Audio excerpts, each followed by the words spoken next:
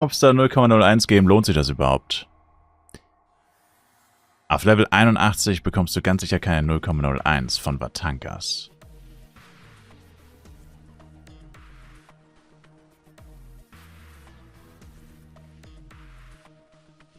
Das wären 10.000 Vatankas pro Level. Du brauchst eher so 2.000 bis 2.500, würde ich schätzen. Pro Level. Wenn du doch 0,01 hast, ist deine Party wahrscheinlich auf Level. Dann musst du deine Party auf Schaden umstellen. Aber ansonsten ist es eigentlich unmöglich, dass du 0,01 bekommst. Mit Level 81. Bei 3 Level höheren. Das geht nicht.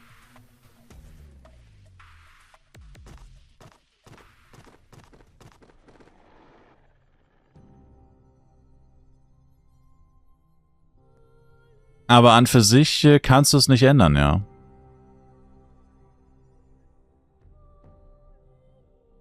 Wie viel XP du bekommst, kannst du an sich nicht wirklich ändern. Also ich meine, ja, Party auf Schaden ist wichtig.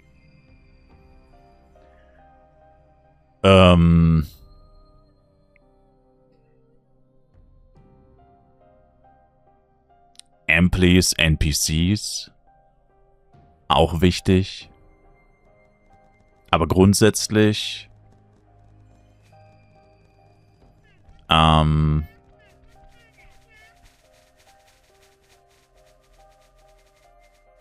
kannst du da nicht wirklich viel machen. Deswegen ist es ja immer von Vorteil, wenn man eine Klasse spielt oder wenn man irgendwas macht, was einem grundsätzlich sowieso Spaß macht. Damit man sich nicht so sehr auf die XP fokussieren muss. Und das andere ist, was ich immer mache, ist auch, ich achte nicht so sehr auf die XP. Also ich finde dieses die ganze Zeit rechnen, wie viel XP mache ich die Stunde, wie viel Monster brauche ich für Level Up, etc., etc. Also ich finde, das sorgt halt eher dafür, dass es sich halt auch noch anfühlt, als würde es noch viel länger dauern. Und da würde ich persönlich halt sagen, achte lieber aufs Penya. Weil Penya flutscht viel schneller als XP. In jedem Levelbereich, auch auf Level 80. Ich weiß nicht, wie viel Kohle man auf Level 80 pro Stunde macht. Ich denke mal so 5 Mio oder so. Kommt drauf an. Aber, mein gut, jetzt bei Buro denke vielleicht nicht so sehr. Aber auf dem FEC zum Beispiel, wo ja wirklich jeder Penya Gold wert ist, vor allem die ersten Tage, wo man einfach viel Geld verdienen will, da finde ich das immer wie so ein bisschen so ein Minigame. Man sucht sich irgendwas aus, was man als nächstes kaufen will. Und dann grindet man so lange, bis man das Geld hat. Und dann ist das ja wie so eine Art Minigame. So wie lange brauche ich, bis ich das Penya habe, beziehungsweise ich ersehne den Moment, wo das Penya da ist. Und das geht in der Regel, so, außer man will sich Partys Größe für 5500 F-Coins kaufen. Zugegebenermaßen dann vielleicht nicht unbedingt. Aber das geht in der Regel deutlich schneller als, also die XP gehen deutlich langsamer hoch als das Penya, würde ich sagen. Das ist so zumindest meine Erfahrung. Deswegen schaue ich oft lieber auf das Penya, auf die Drops, als auf die XP.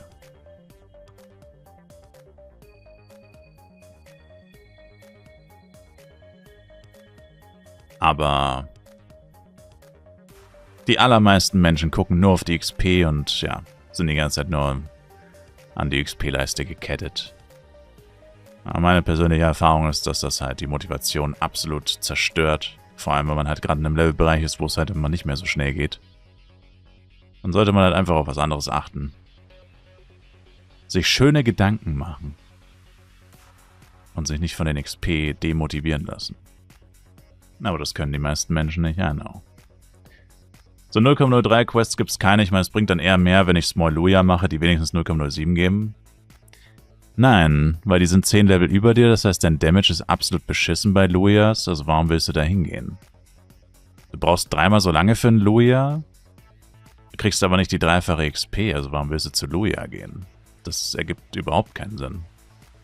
Das ist noch so eine Fehlannahme. Je höher die Monster sind, desto niedriger ist dein Schaden. Außerdem, je weniger Monster du tötest, desto weniger Penya verdienst du auch. Also, da sind wir wieder beim Thema Penya, größer XP grundsätzlich.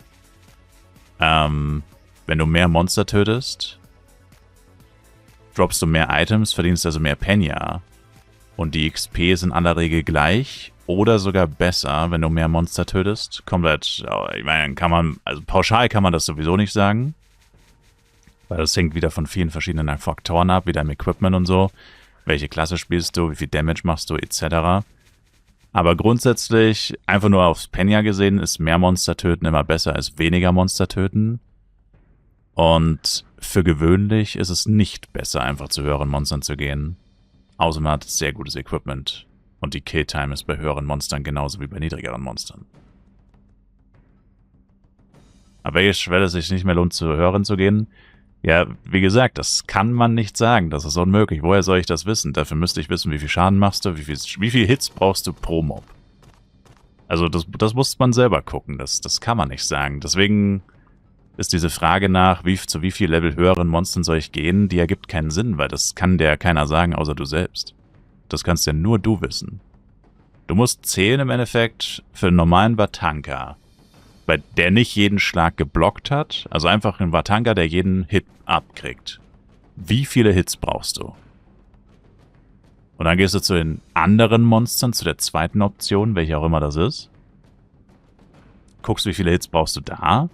Und dann guckst du, wie viel XP bekommst du. Und das ist ja ganz einfach. Zum Beispiel, du kriegst 0,1 XP für 5 Hits und 0,18 für 10 Hits. Dann ist es ja klar, dass die 5 Hits besser sind. Also pro Hit gerechnet kriegst du mehr XP, also ist das besser. Und für gewöhnlich ist das immer das niedrigere Monster. Es sei denn, man hat halt sehr gutes Equipment. Und die Killtime bei höheren Monstern ist identisch. Was halt bei einem Spieler in deinem Levelbereich sehr unwahrscheinlich ist, dass man so gutes Equipment schon hat, dass man das so genau sagen kann. Aber für AOE Ranger ist es schwieriger. Eigentlich nicht. Du machst ein Monster und tötest es nur mit Skills und guckst, welches stirbt schneller. Wie viele Skills brauchst du? Das kannst du genauso nachschauen. Eigentlich nicht. Nimmst einen Vatanka, machst Arrow Rain, Flame Arrow, was auch immer du für Skills benutzt. Zählst die Anzahl der Skills und dann gehst du zu einem Luia und zählst auch die Anzahl der Skills. Na gut, okay, in dem Fall ist es ein bisschen was anderes, weil Luia sind Feuer und Vatanka sind Wasser. Das heißt, Flame Arrow macht bei Vatanka wesentlich weniger Schaden. Das ist natürlich jetzt wieder so eine besondere Situation, wo die Luia dann wahrscheinlich gar nicht viel schlechter sind. Können sogar sagen, dass sie besser sind. Weil bei Vatanka macht dein stärkster Skill erheblich weniger Schaden. Das ist halt wieder so eine Sondersituation. Das ist halt etwas, was halt in dem Fall halt hinzukommt. Wenn du tatsächlich AOE Ranger spielst, ist es immer gut, du gehst zu Windmonstern, da du dann mit deinem stärksten Skill Flame Arrow mehr Schaden machst. Gut, gibt's in dem Bereich nicht. Wobei eigentlich schon, in dem Fall wären Irene wahrscheinlich das Beste. Ja, sind nur 1-2 Level über dir, aber dafür machst du Bonus-Damage und tötest sie eben noch schneller. Also in deinem Fall lohnt sich Irene dann mehr als Vatanka höchstwahrscheinlich, weil deine Killtime bei Irene erheblich viel höher sein sollte. Und wie gesagt, höhere Killtime, viel mehr Monster töten, ist besser als das Level der Monster. Weil die XP werden mindestens gleich sein, du tötest aber viel mehr Monster. Und folglich kriegst du mehr Geld, machst mindestens die gleiche XP, wenn nicht sogar mehr. Aber wie gesagt, das muss man theoretisch immer nachgucken und selber schauen. Also pauschal ist das unmöglich.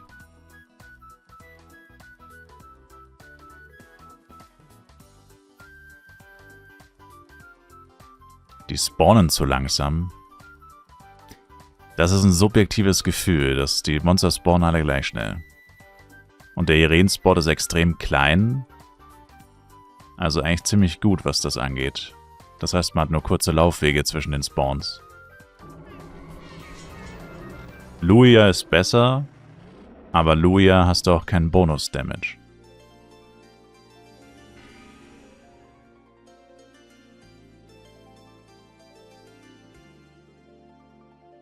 Das muss abgeschlossen werden, Lykodam. Das muss abgeschlossen werden.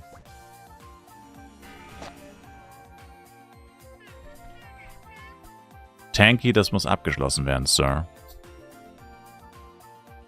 Zweimal die gleiche Frage. Freaks.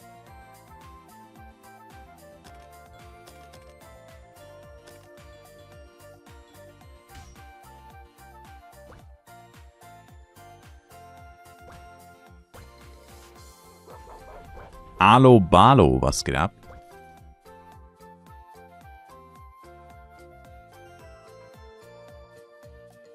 Alo.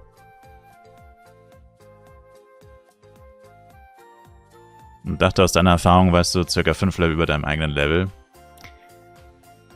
Das hat mit Erfahrung nichts zu tun. Es gibt kein 5 Level über deinem. Jeder, der das sagt, hat actually keine Ahnung, wovon er redet. Also es ist ein Richtwert, kann man sagen, ja, so circa. Aber das ist einfach Schwachsinn, weil das von so vielen Faktoren abhängig ist. Wie du schon sagst, du bist AOE Ranger, dein stärkster Skill ist Flame Arrow. Das ist eine super wichtige Info, das ändert alles.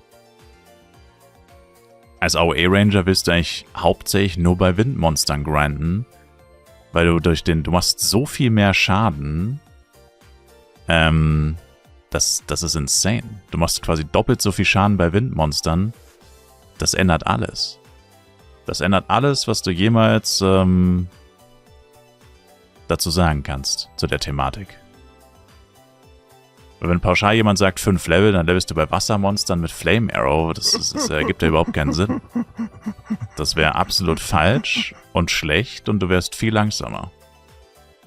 Also das ist... Also eigentlich ist es überhaupt nicht komplex. Ja, eigentlich ist es überhaupt nicht komplex, aber ich meine...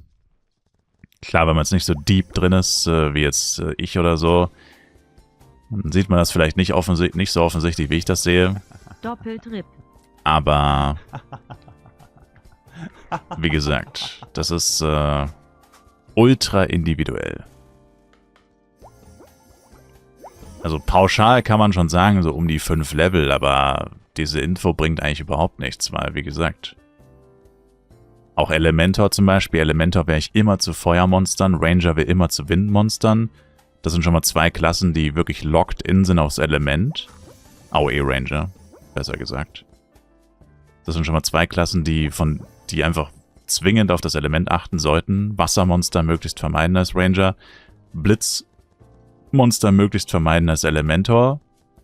Weil sonst der stärkste Skill halt extrem viel weniger Schaden macht. Und wenn dein stärkster Skill extrem viel weniger Schaden macht, obviously wirst du weniger XP machen. Vollkommen egal, welches Level die Monster haben.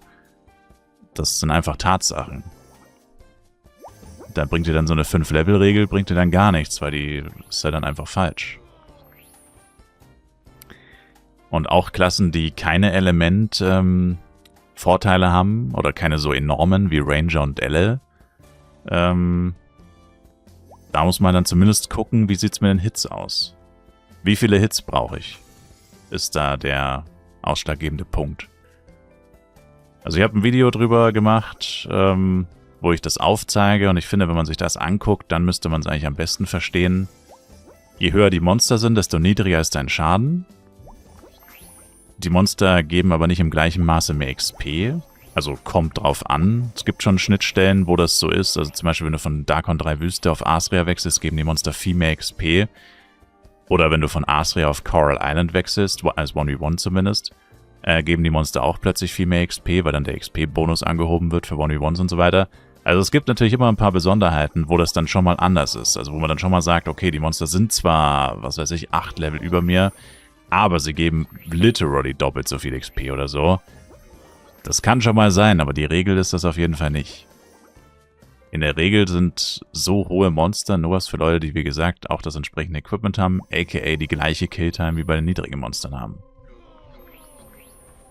Und das haben nur Leute mit ultra krassem Equipment oder Full Power-Ups. Ein durchschnittlicher Spieler hat das nicht und ein durchschnittlicher Spieler sollte niemals zu 10 Level höheren Monstern gehen.